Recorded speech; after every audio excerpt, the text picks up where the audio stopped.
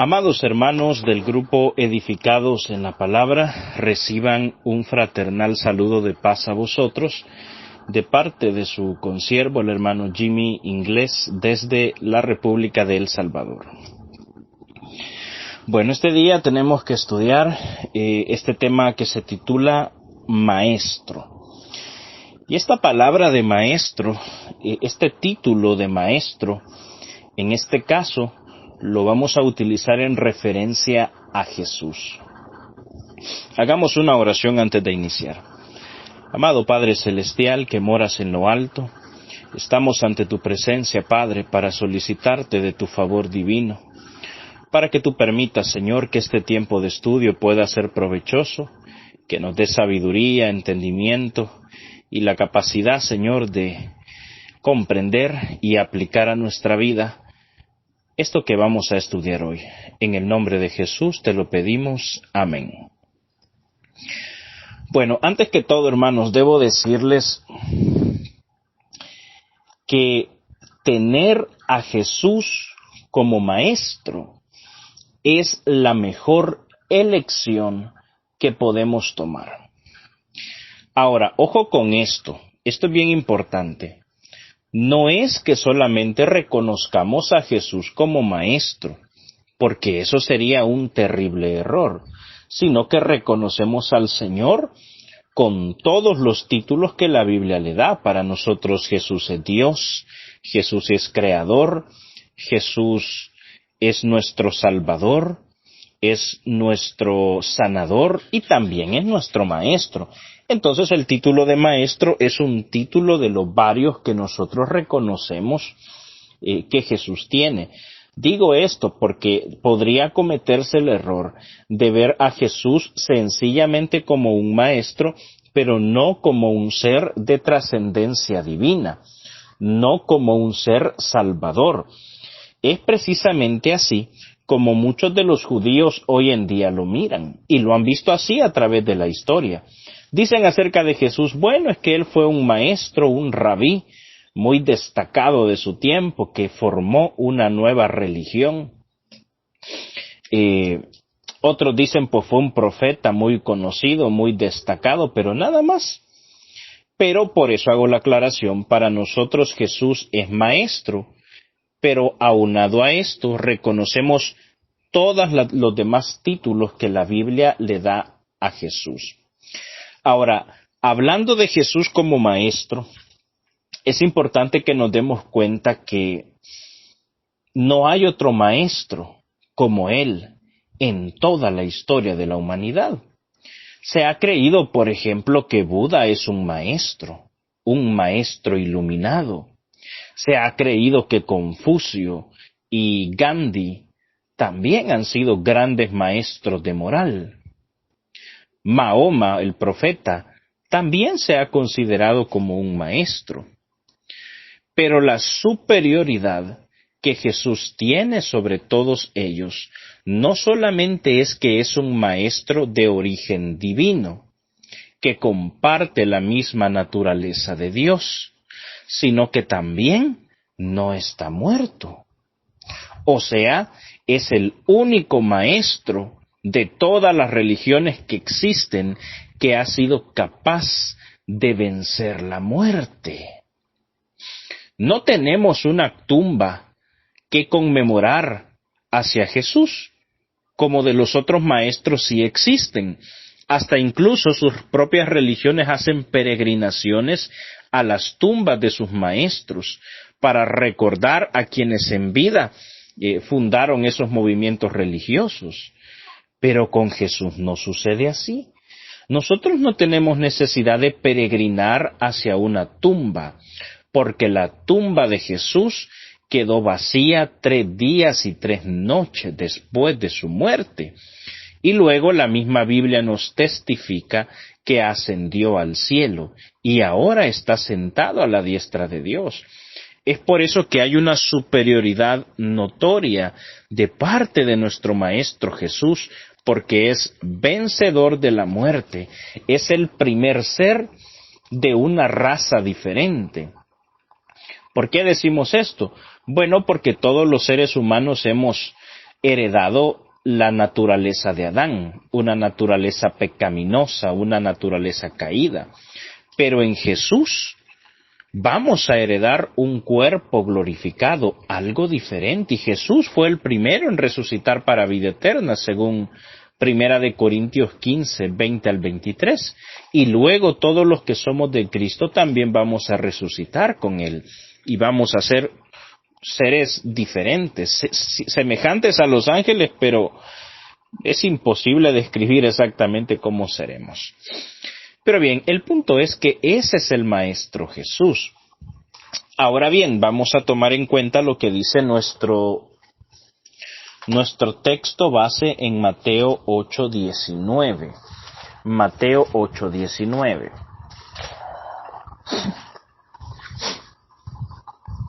Vamos a ver, dice este texto.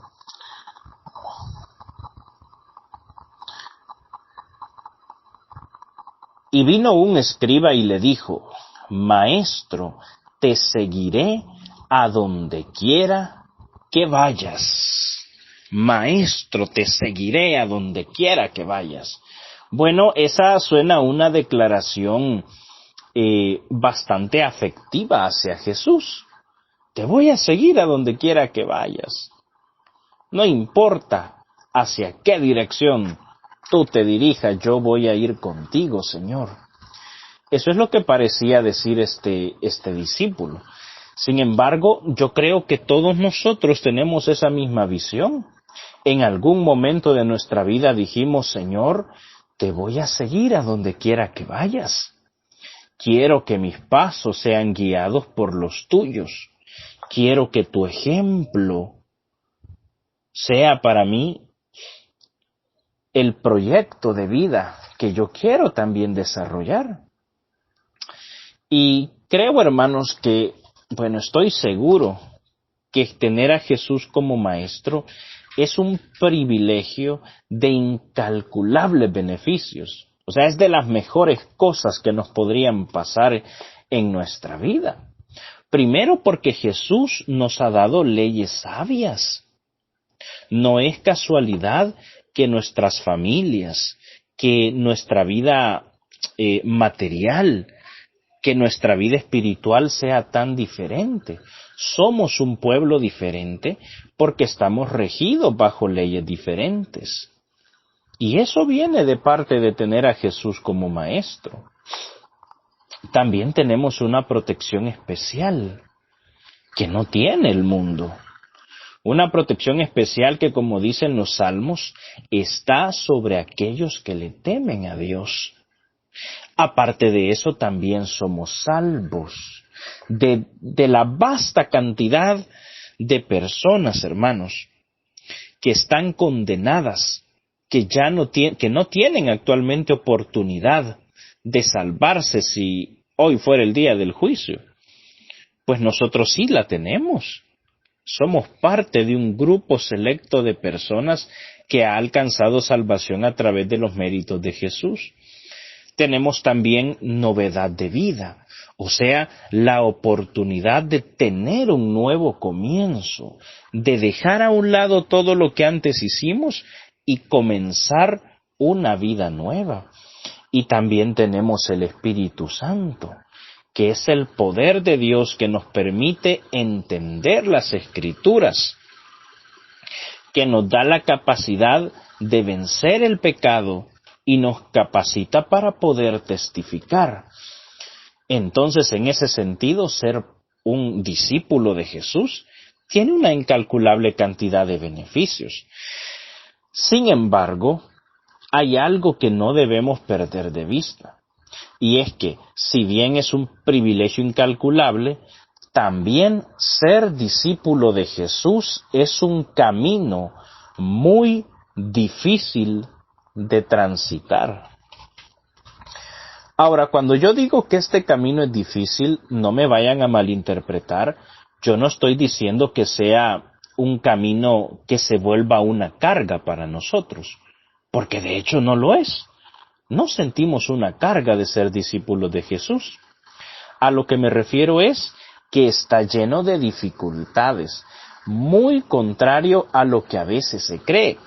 porque hay muchos movimientos cristianos que han cometido el error de vender la fe cristiana como una religión que hace que el ser humano termine con todos sus problemas.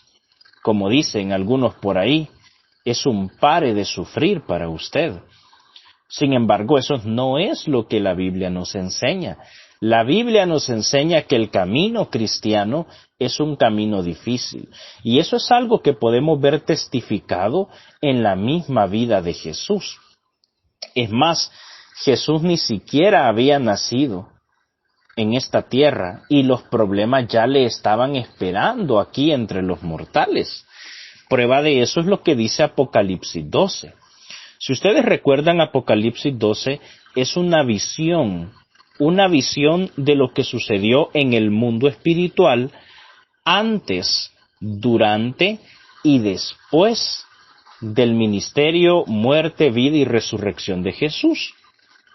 Entonces, lo que nos muestra este texto es que antes que Jesús naciera, por medio de la descendencia de Israel, el dragón ya tenía la boca abierta, o sea, Satanás, esperando a que el niño naciera para poderlo devorar.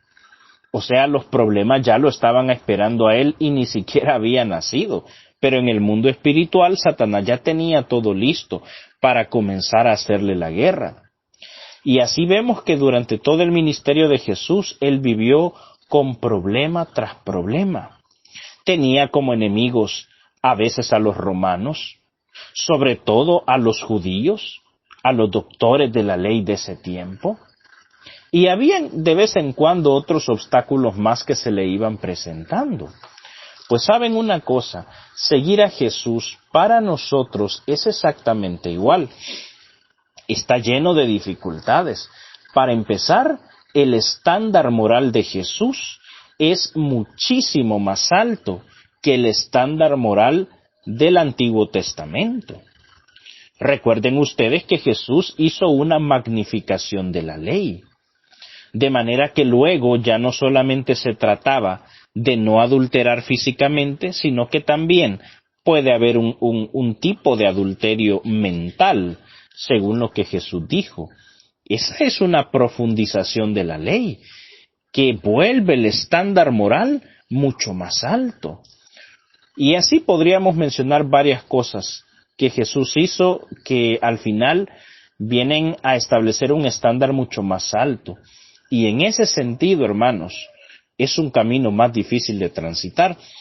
Pero aún así, hermanos, también Jesús nos dio otras enseñanzas que de alguna forma nos demuestran que este camino de tener a Jesús como maestro tiene serias dificultades. Fíjense ustedes en Mateo capítulo 11 y versículo número 12.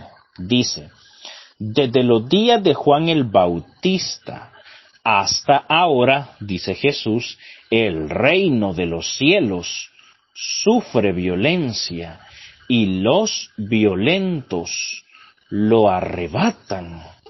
O sea que estar en el camino de Jesús, esto de estar en el reino de Dios implica una batalla, una violencia, pero no una violencia física, ni tampoco verbal, sino una violencia espiritual, o sea, el establecimiento de una guerra en la que uno constantemente está peleando contra sus instintos, contra sus deseos carnales, contra las tentaciones que aparecen en el camino, contra enemistades, contra faltas de control, etcétera. Tantas cosas, hermanos, con las que constantemente tenemos que lidiar. Y es precisamente ellos quienes arrebatan el reino, aquellos que están haciendo violencia, pero la violencia que ya explicamos, ¿no? Pero eso nos muestra también que este no es un camino fácil, es un camino de esfuerzo, es un camino de guerra, es un camino de vencer, de pelear, de estar en una batalla, en un conflicto bélico. Miren este otro texto también de Mateo, capítulo 10 y verso 34. siempre mostrando, hermanos, que este camino de tener a Jesús como maestro tiene dificultades.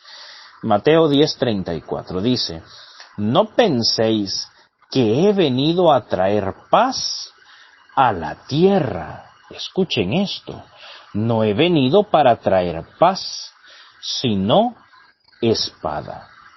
¿De qué es sinónimo la espada o qué simboliza la espada en este escrito de Jesús? Bueno, está simbolizando una guerra, un conflicto, una contrariedad. Dice el verso 35, porque he venido para poner en disensión, o sea, en división, al hombre contra su padre, a la hija contra su madre, y a la nuera contra su suegra. Los enemigos del hombre serán los de su casa. El que ama a padre o a madre más que a mí, no es digno de mí. El que ama al hijo o hija más que a mí, no es digno de mí. Y el que no toma su cruz y sigue en pos de mí, no es digno de mí. El que haya su vida la perderá, y el que pierda su vida por causa de mí, la hallará. Miren, hermanos, qué profundidad de texto el que hemos leído. Jesús vino a poner disensión, a poner conflicto, a traer espada, aún entre las mismas familias. ¿Por qué? Bueno, porque profesar esta fe necesariamente, bueno, hay que hacer una aclaración aquí. Cuando profesamos esta fe, pero de forma bíblica, digámoslo así, necesariamente nos va a traer problemas.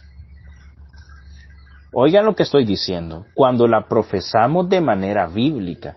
Digo esto porque hoy en día existen cristianismos livianos que quitan lo complicado de la Biblia y solamente se quedan con las partes bonitas. Se deshacen de las partes duras y solamente se quedan con las blandas. Y así, ¿cómo se va a tener conflicto? Bueno, si Jesús hubiera predicado, escuchen esto ustedes, si Jesús hubiera predicado el evangelio que hoy muchos cristianos predican, jamás lo hubieran crucificado. Porque hoy la gente está predicando un evangelio de paz, pero no una paz bíblica, sino una paz hipócrita. Un evangelio de amor, pero no un amor bíblico, sino un amor hipócrita. Una tolerancia, pero no una tolerancia bíblica, sino una tolerancia hipócrita. Y ese es el gran problema. Pero cuando tú estás viviendo un cristianismo bajo las enseñanzas estrictas del Maestro, como está escrito, no según las desviaciones del mundo, sino como está escrito, entonces sí van a haber conflictos. ¿Y por qué va a existir ese conflicto, hermano? Bueno, van a existir porque usted es un ser de luz al pertenecer a Jesús. Y el mundo es tinieblas. Y la luz con las tinieblas no son compatibles. Entonces, en algún momento va a tener conflicto con su familia, que no va a estar de acuerdo con que usted, por ejemplo, se tenga que aislar en algunas prácticas que antes tenían.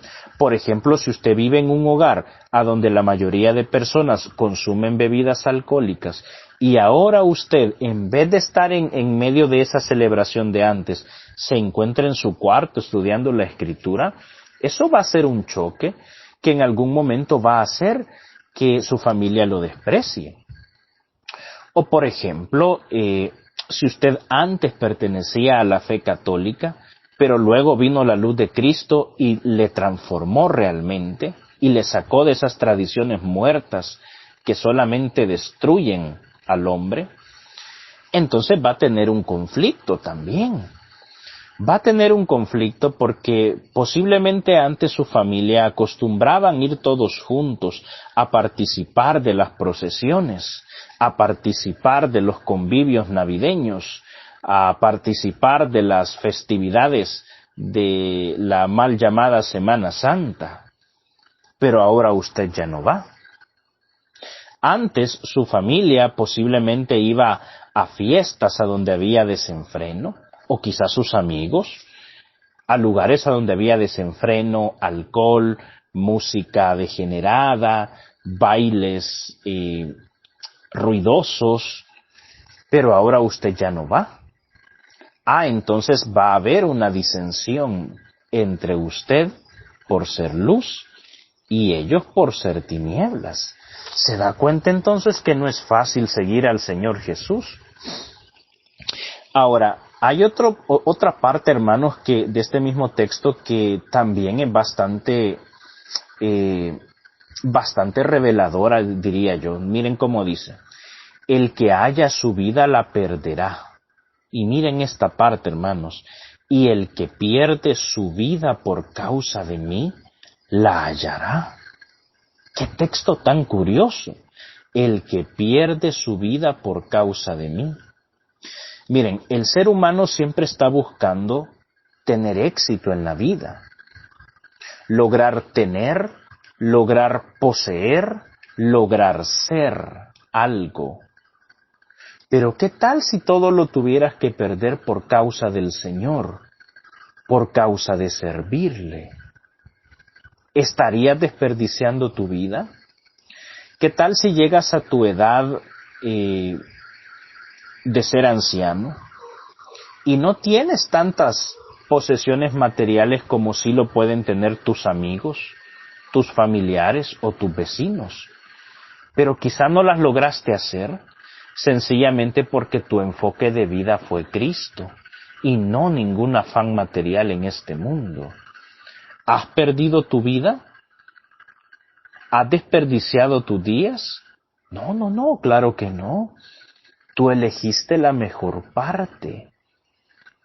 Y perdiendo todo lo que el hombre anhela, has hallado la vida eterna. ¡Qué bendición!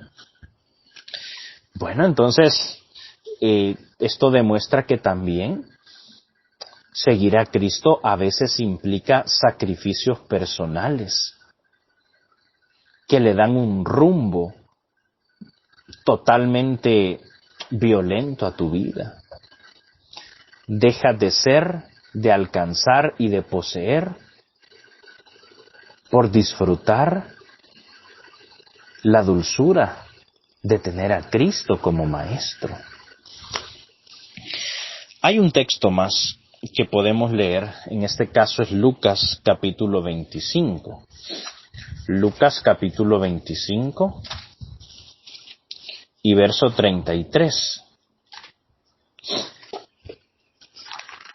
Dice: grandes multitudes iban con él, o sea, con Jesús, y volviéndose le dijo, escuchen esto: si alguno viene a mí y no aborrece a su padre y madre y mujer e hijos y hermanos y hermanas y aún también su propia vida, no puede ser mi discípulo. Ay, hermano. Miren, a mí, bueno, ya vamos a seguir leyendo, pero a mí me llama la atención cómo inicia el verso 25. O sea que Jesús estaba rodeado, dice este verso, de grandes multitudes. Y a mí me parece que Jesús quería hacer algo así como un filtro. Quería filtrar a las multitudes para ver quiénes realmente estaban dispuestos a seguirlos. Demasiados los seguían, eran multitudes grandes, pero entre ellos habían personas con diferentes intereses.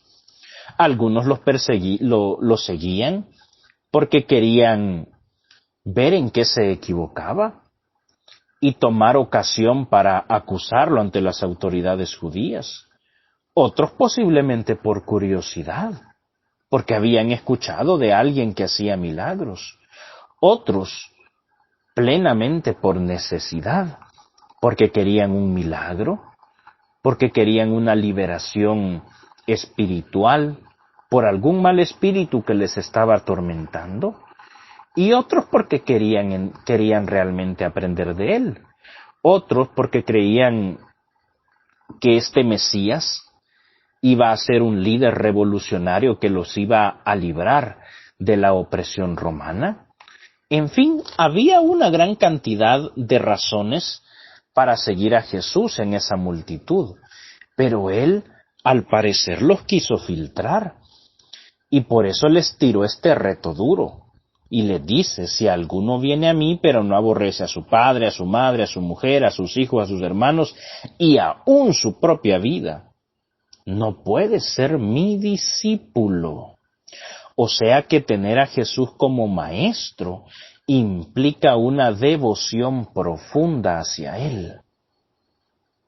Para nosotros no tendría que existir en esta tierra un ser más importante que Jesús, más importante que nuestros padres, más importante que nuestra esposa, o en el caso de las hermanas que su esposo, más importante que nuestros hijos, y más importante que nuestra propia vida. Y si no cumplimos ese requisito, dice Jesús, no pueden ser mis discípulos, porque para ser discípulo de Él, hay que priorizarlo a Él. Hay que tenerlo en primer lugar a Él. Y luego dice el verso 27, y el que no lleva su cruz y viene en pos de mí, no puede ser mi discípulo. Bueno, entonces, aparte de tener que tenerlo a Él como prioridad, también debo aprender a seguir a Jesús a pesar de los problemas que pueda tener. O sea, tú tienes que estar dispuesto a llevar tus cargas, tus dificultades y aún así ser discípulo de Él.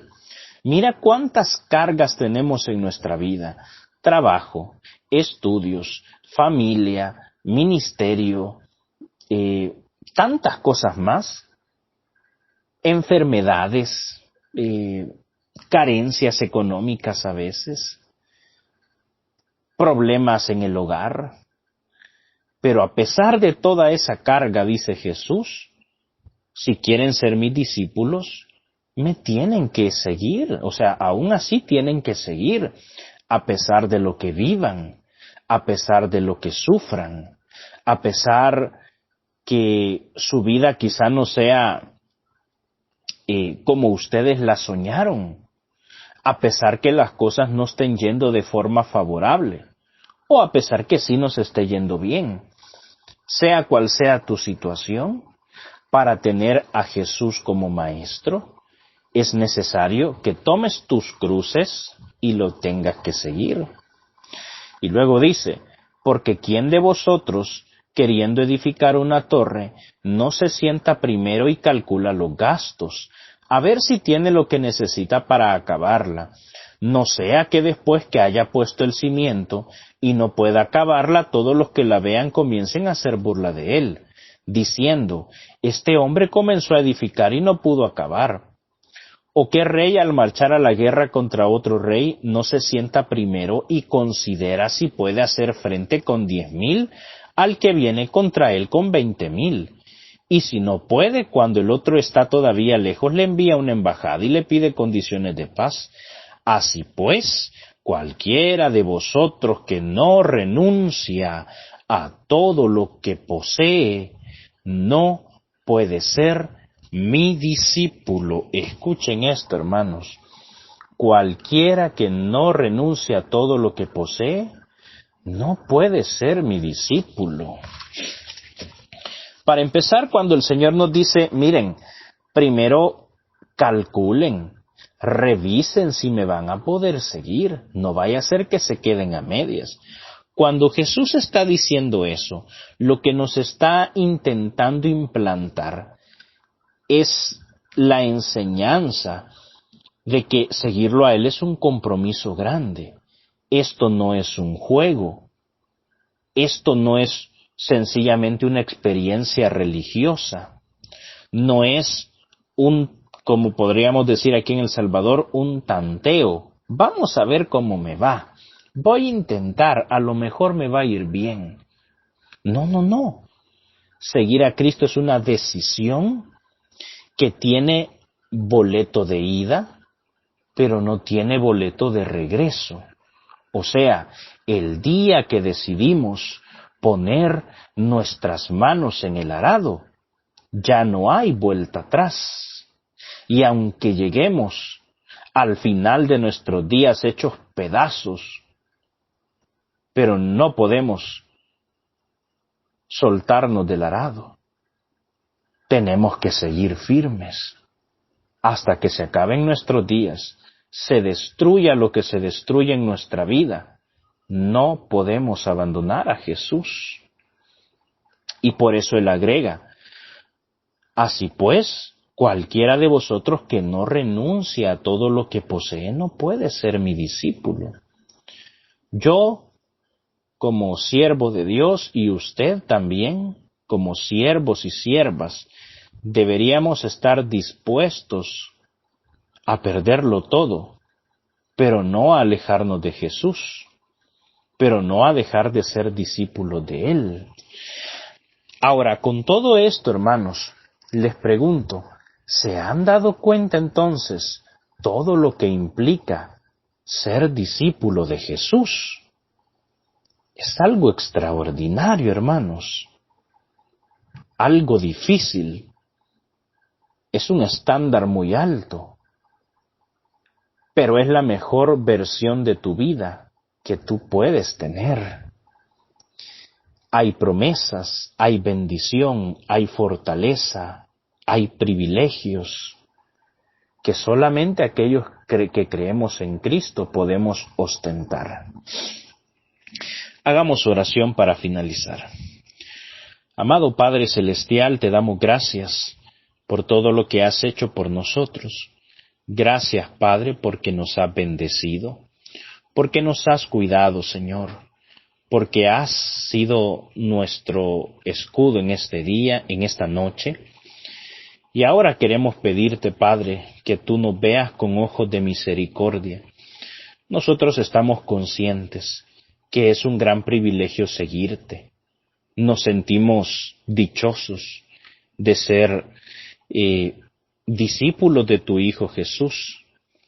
Sabemos lo hermoso que es, los beneficios que tú has dejado en este plan de salvación, Padre Celestial, pero también sabemos que implican retos. Te pedimos, Padre, que tú nos capacites para ser buenos seguidores de Jesús, que podamos ser hombres y mujeres esforzados y esforzadas por alcanzar tus promesas, que estemos en constante cuidado espiritual, que no nos dejemos, Señor, influenciar por corrientes mundanas, por prácticas paganas, por carnalidades. Antes bien, seamos siempre espirituales, Señor. Amado Padre, en tus manos encomendamos nuestra vida espiritual, reconociendo que solamente tú la puedes hacer prosperar. En el nombre de Jesús te hemos orado y te pedimos estos favores. Amén. Muy bien, hermanos, gracias por la atención prestada. Que el Señor les bendiga mucho. Paz a vosotros.